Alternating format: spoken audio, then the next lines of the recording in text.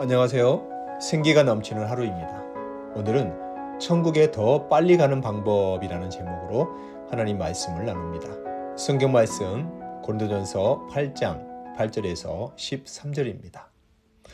음식은 우리를 하나님 앞에 내세우지 못하나니 우리가 먹지 않는다고 해서 더 못 사는 것도 아니고 먹는다고 해서 더 잘 사는 것도 아니니라. 그런즉 너희의 자유가 믿음이 약한 자들에게 걸려 넘어지게 하는 것이 되지 않도록 조심하라. 지식 있는 내가 우상의 집에 앉아 먹는 것을 누구든지 보면 그 믿음이 약한 자들의 양심이 담력을 얻어 우상의 제물을 먹게 되지 않겠느냐. 그러면 내 지식으로 그 믿음이 약한 자가 멸망하나니 그는 그리스도께서 위하여 죽으신 형제라. 이같이 너희가 형제에게 죄를 지어 그 약한 양심을 상하게 하는 것이 곧 그리스도에게 죄를 짓는 것이니라. 그러므로 만일 음식이 내 형제를 실족하게 한다면 나는 영원히 고기를 먹지 아니하여 내 형제를 실족하지 않게 하리라. 아멘. 이는 하나님의 말씀입니다. 청년부 예배 때 한 청년이 목사님께 질문을 했습니다. 목사님, 담배 피우고 술 먹어도 천국에 갈 수 있나요? 다들 목사님이 그 질문에 어떻게 대답하실까 궁금해하면서 숨을 죽이고 있었습니다. 그때 목사님이 이렇게 대답하셨습니다. 네, 갈 수 있습니다. 그런데 남들보다 더 빨리 갑니다. 이 이야기는 말에 뼈가 있는 농담인데요. 오늘 성경 본문과 연관된다고 볼 수 있습니다. 이 술이나 담배는 기호식품인데 그 기호식품이 구원과 관련되지는 않죠. 특별히 한국 그리스도인들에게 이 술, 담배가 금기시된 것은요. 한국에 복음이 전해지던 그 시기에 특이한 상황 때문이었습니다. 150여 년 전에 조선에 복음이 전해질 때 너무나 많은 사람들이 술, 담배와 도박 그리고 제사에 찌들어서 이 조선이 망할 지경이 되어 있는 모습을 이 선교사들이 본 것입니다. 그래서 이러면 안 되겠다.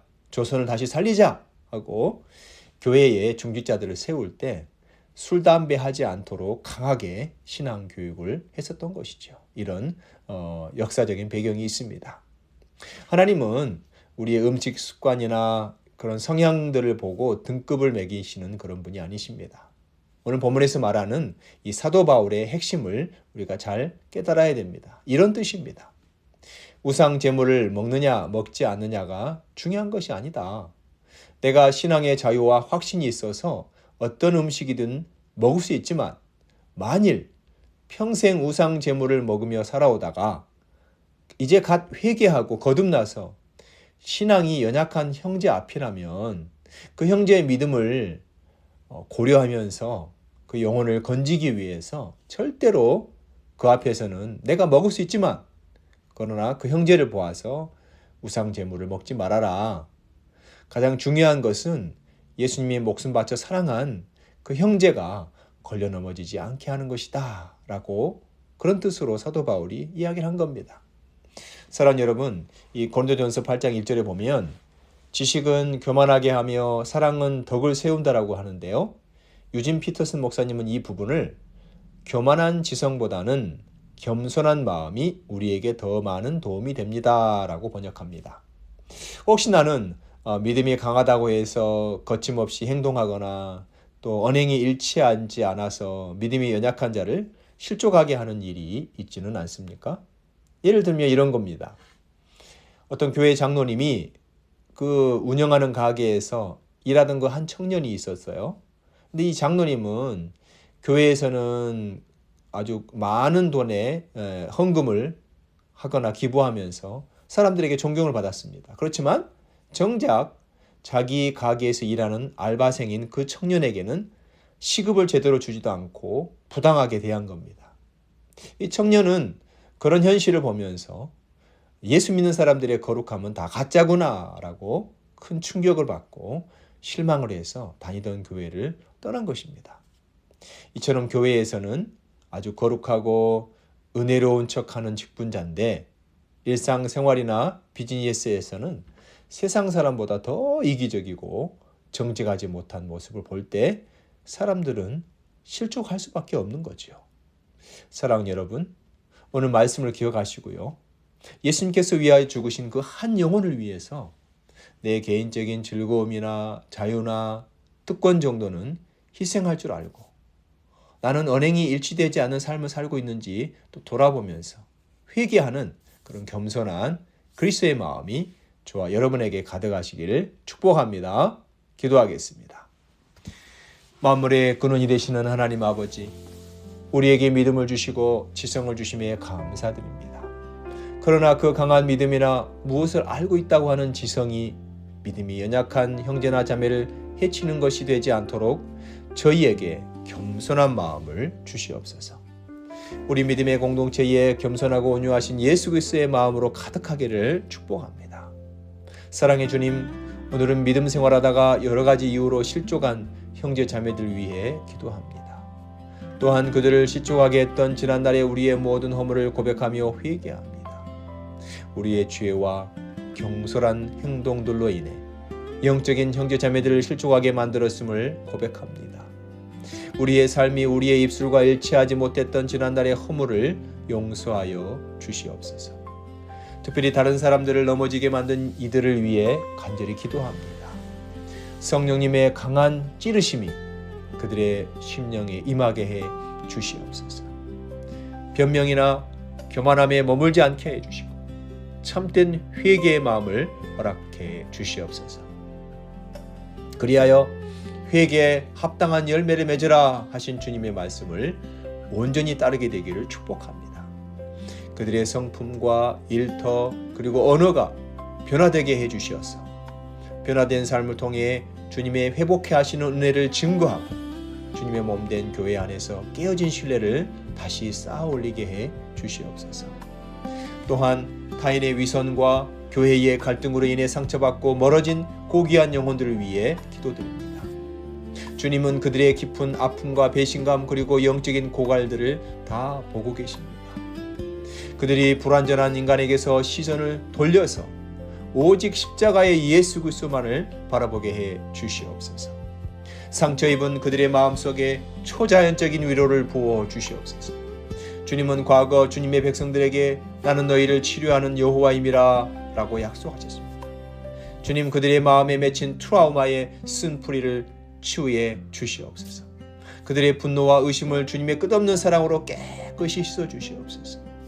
그들 곁에 온유하고 인내심 있는 성도들을 보내주셔서 그들의 슬픔을 정죄 없이 경청하고 그리스도의 사랑으로 꼭 품어 안아주게 해 주시옵소서.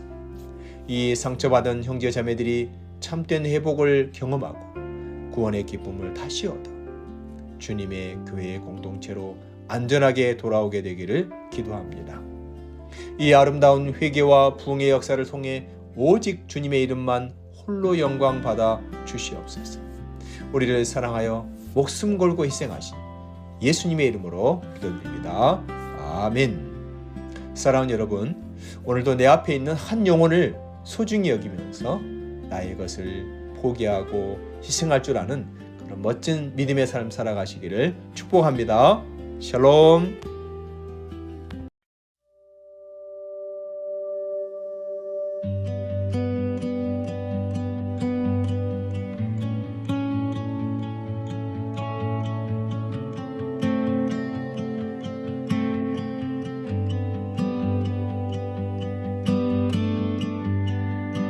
나의 지혜가 주의 사랑을 헤아릴 수 없으나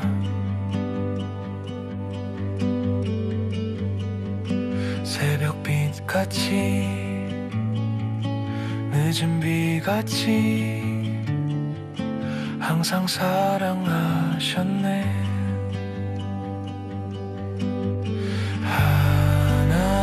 하나님을 알길 원해요. 힘써 알길 원해요. 주님만을. 주의 길을 걷길 원해요. 끝까지 걷길 원해요. 그 길만을.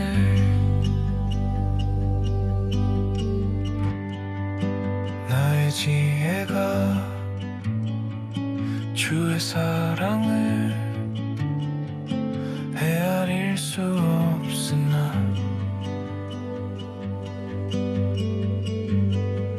새벽빛같이 늦은 비같이 항상 사랑하셨네.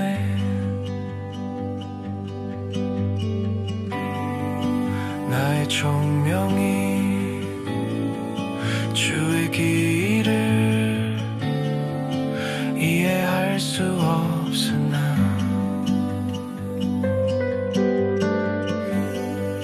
삶의 발자취 모든 걸음에 주께서 인도하셨네.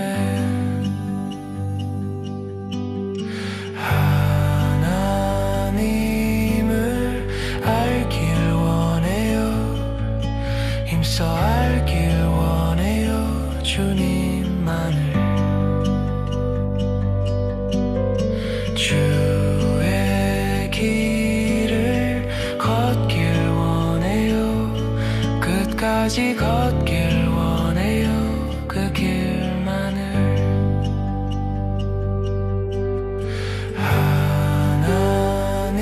하나님을 알길 원해요. 힘써 알길 원해요. 주님만을. 주의 길을 걷길 원해요. 끝까지 걷길 원해요. 그 길만을.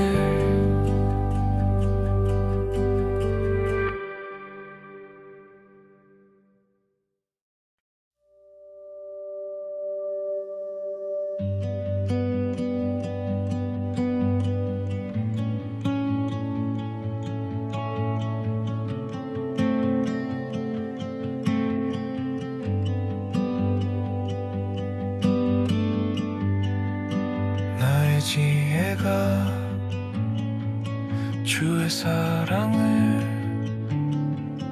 헤아릴 수 없으나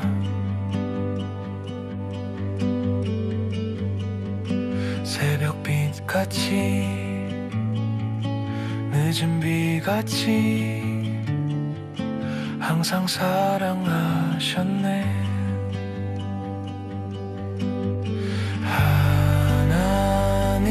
하나님을 알길 원해요.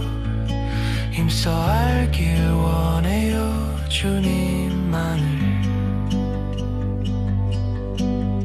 주의 길을 걷길 원해요. 끝까지 걷길 원해요. 그 길만을.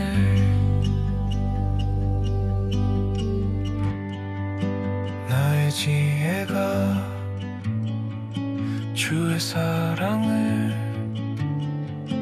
헤아릴 수 없으나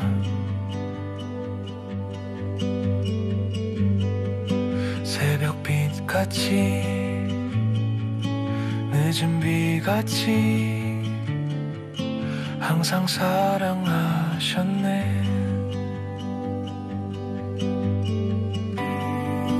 나의 총명이 주의 길을 이해할 수 없으나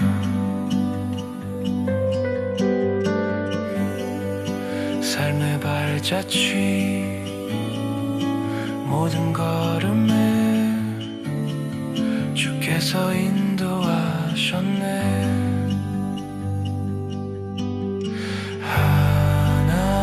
하나님을 알길 원해요. 힘써 알길 원해요. 주님만을.